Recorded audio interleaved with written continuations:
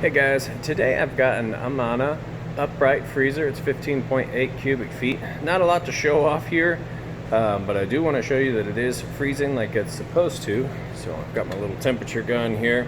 Right in between those two red dots, it's going to take a surface temperature measurement. So you see as I kind of go to various things, it changes, and that's in Fahrenheit. It's about 79 degrees Fahrenheit on the outside of this. We'll go ahead and open it up. Just nice clean everything on the inside. See, it's -10. Getting a little bit colder as we go down. Let me snap a picture there for the ad. That way you can see it's nice and negative in temperature. You see everything's nice and clean. I've got a frozen water bottle here that I'll leave in there.